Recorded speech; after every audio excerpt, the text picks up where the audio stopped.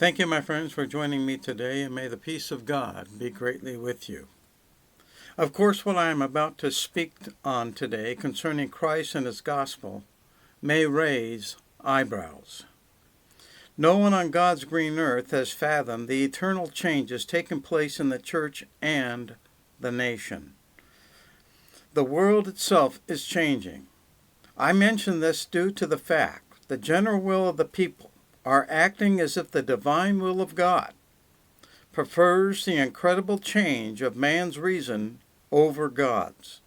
The Christian today demonstrates their precedence over reality, forming and establishing a revolution of change of power from God to the general consent of men in powerful positions. The new gospel today is based on a mental state. Power is no longer given by divine providence. It is established by the general consent of men in power, who decide what should be. The divine order of principles, which are not adhered to today, we are witnessing.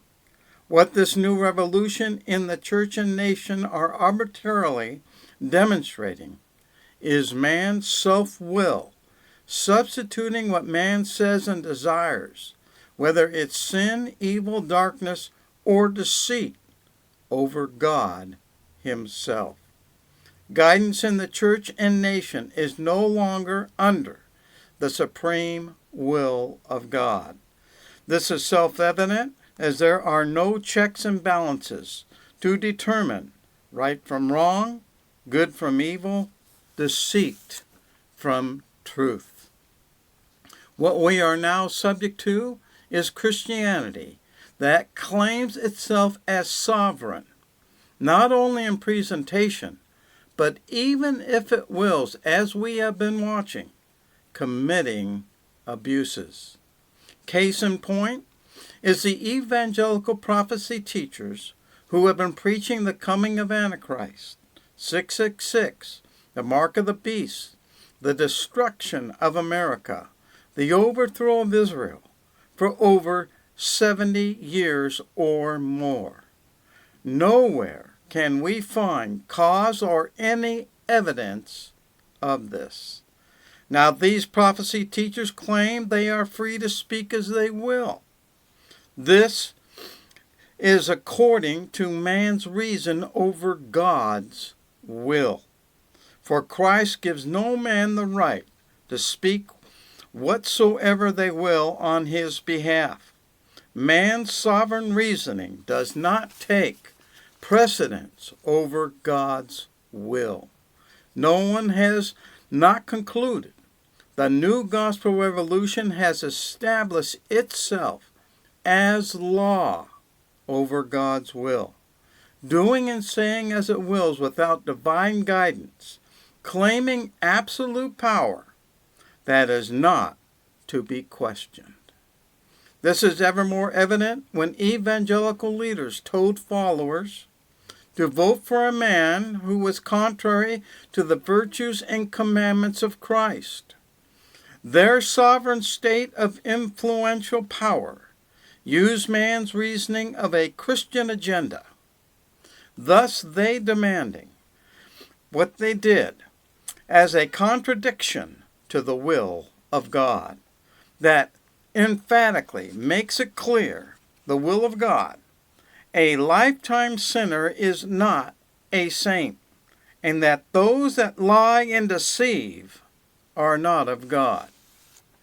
No one seems to understand Trump is a byproduct of sovereign, carnal, mental state of evangelical leaders.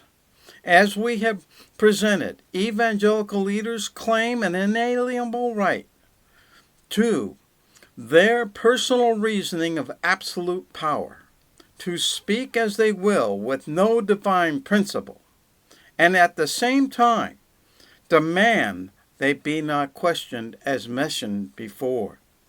This has ingrained itself in the president's mind, and he has taken it even further to inflict punishment on those who do not identify with its decisions or reasoning, where the evangelical church will ostracize, deny, cast out, shadow ban anyone not in agreement with their personal agendas.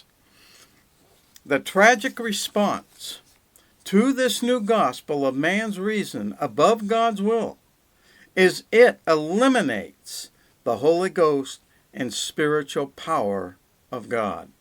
We read in the book of Acts, Stephen was full of faith and power of the Holy Ghost. We have great imitators of this today, but the genuine power of God is far from us. Men of God today are enamored by the world's attention.